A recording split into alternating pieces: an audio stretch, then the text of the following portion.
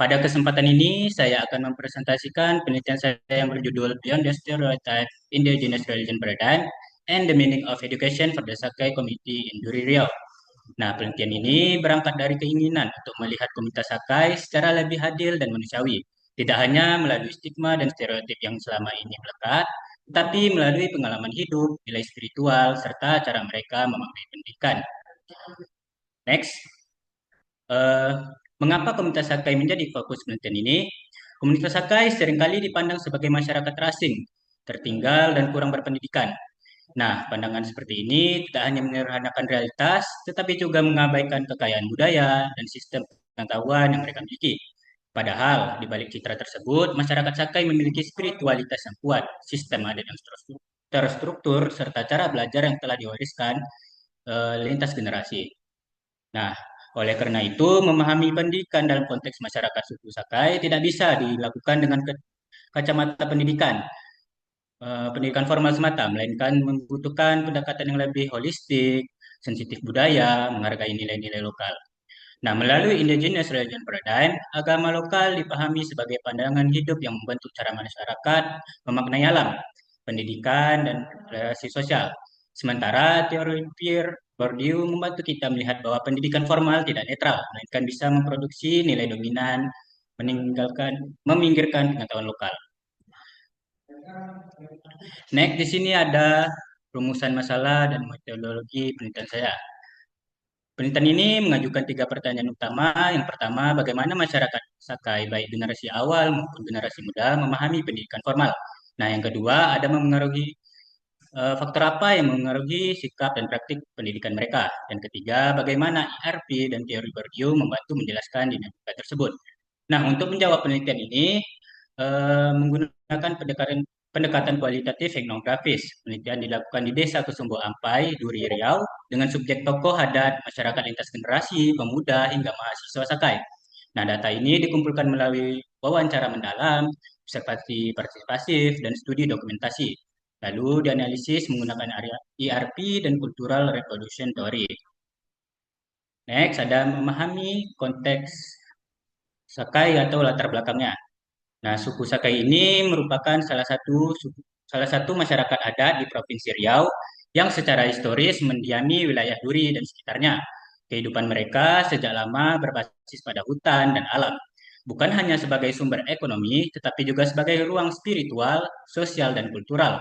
Nah, dalam kehidupan masyarakat Sakai, alam, manusia, dan leluhur dipahami sebagai satu kesatuan yang saling terhubung.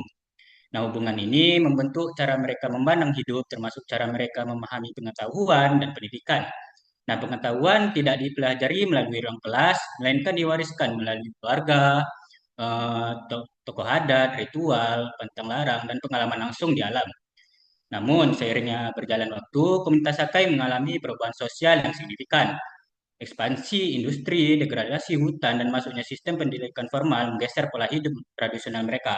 Nah, pendidikan formal mulai hadir sebagai institusi yang membawa nilai aturan dan cara berpikir berbeda dari sistem pengetahuan adat Sakai.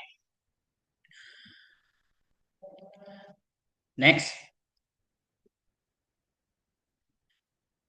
di sini ada pendidikan formal di mata komunitas Sakai.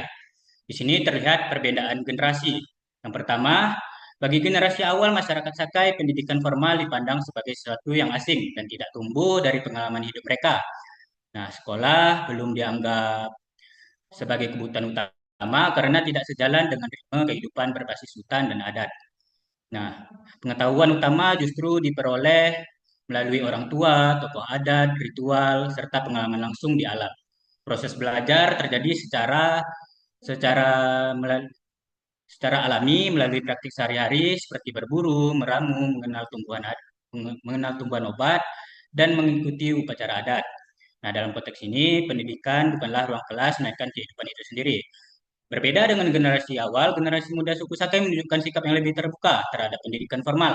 Bahkan beberapa di antara mereka telah berhasil menempuh pendidikan hingga jenjang sarjana dan pasca sarjana.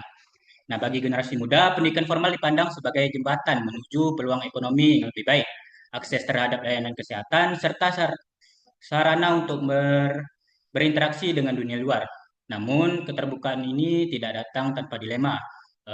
Mereka dihadapkan pada tantangan untuk menyeimbangkan tuntutan pendidikan modern dengan upaya menjaga identitas budaya nilai-nilai adat mereka.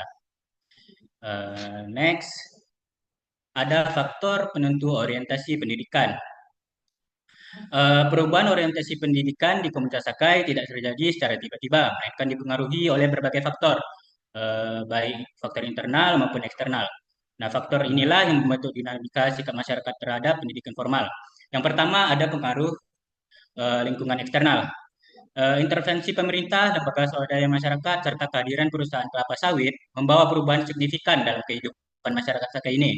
Nah, pembangunan sekolah di sekitar wilayah mereka dan berbagai program pendidikan non formal secara perlahan membuka pandangan baru tentang pentingnya pendidikan formal. Nah, namun intervensi ini juga memunculkan tantangan baru, terutama ketika kebijakan pendidikan tidak sepenuhnya mempertimbangkan konteks budaya lokal. Nah, yang kedua ada kebutuhan ekonomi. Degradasi lingkungan hutan dan keterbatasan akses terhadap sumber daya alam mendorong masyarakat Sakai untuk mencari alternatif mata pencaharian. Nah, dalam konteks ini, pendidikan formal dipandang sebagai alat untuk memperoleh keterampilan baru dan pekerjaan yang lebih stabil di sektor formal, khususnya bagi generasi muda. Nah, yang ketiga ada peran tokoh dan agama. Peran tokoh adat dan agama. Tokoh adat dan pemimpin agama lokal memiliki peran yang sangat penting dalam membentuk pandangan komunitas terhadap pendidikan. Sebagian tokoh mendukung integrasi pendidikan formal selama nilai-nilai adat tetap dijaga. Nah, sementara sebagian lainnya masih menunjukkan sikap resistensi. Nah, dialog antar tokoh adat, pemimpin agama, dan institusi pendidikan menjadi kunci dalam membangun kepercayaan dan keberterimaan pendidikan formal.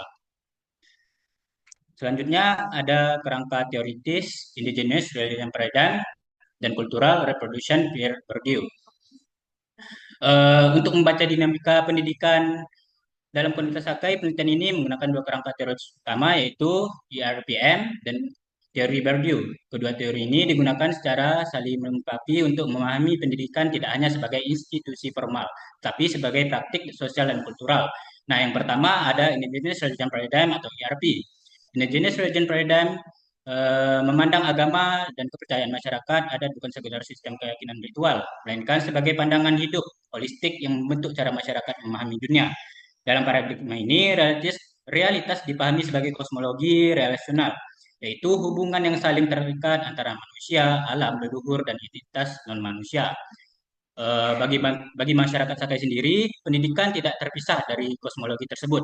Pendidikan dipahami sebagai proses hidup yang berlangsung melalui pengalaman sehari-hari, keterlibatan dalam ritual, interaksi dengan alam, serta pewarisan nilai oleh keluarga dan tokoh adat. Oleh karena itu, pengetahuan adat dalam IRP dipahami sebagai sistem epistemik yang sah, bukan sebagai pengetahuan inferior atau pramodern. Yang kedua ada Pierre Bourdieu, pendidikan sebagai arena sosial. Sementara itu, Pierre Bourdieu memandang pendidikan formal sebagai sebuah arena social field yang tidak netral. Sekolah beroperasi dengan nilai norma dan standar tertentu yang mencerminkan budaya kelompok dominan dalam masyarakat. Nah, dalam teori Bourdieu ini terdapat dua konsep kunci, yaitu habitus dan modal budaya. Habitus merujuk pada cara berpikir, bersikap, dan bertindak yang dibentuk oleh latar belakang sosial, dan budaya seseorang sejak kecil. Nah, sementara modal budaya mencakup bahasa, gaya komunikasi, pengetahuan, dan nilai yang dihargai oleh institusi pendidikan. Dalam konteks masyarakat Sakai, anak-anak membawa habitus dan modal budaya yang dibentuk oleh pendidikan adat. Ketika masuk ke sekolah formal yang tidak mengenali atau menghargai modal budaya tersebut, mereka sering merasa asing, tidak percaya diri, dan tidak cocok.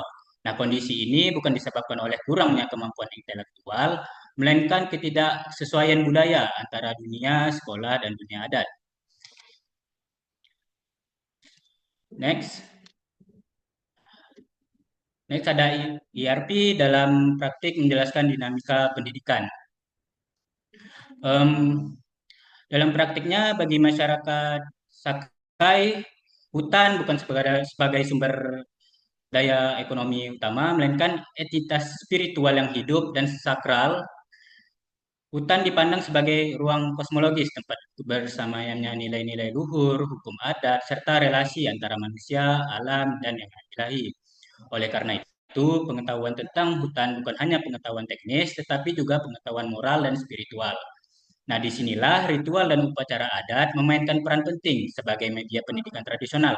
Melalui ritual, anak-anak Sakai belajar tentang sejarah komunitas, etika hidup, dan cara menimbangan alam, serta tanggung jawab sosial. Nah, pendidikan tidak diajarkan melalui teks, melainkan melalui pengalaman langsung dan partisipatif kolektif. Selain itu, kekeluargaan masyarakat Sakai menekankan kebersamaan dan tanggung jawab personal. Individu dipahami sebagai bagian dari komunitas yang saling bergantung, bukan sebagai subjek yang berdiri sendiri. Namun, Maaf, ketika Bapak Syaif bisa lebih dipercepat karena kita mengingat waktu ya. baik, langsung next kita langsung ke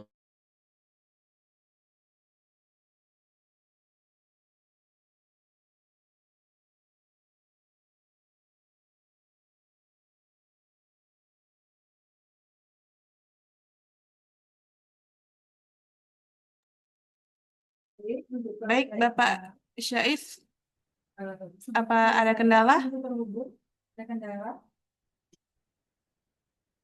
Halo, bagaimana Pak Syaif? Saya tidak bisa mendengar lagi suaranya.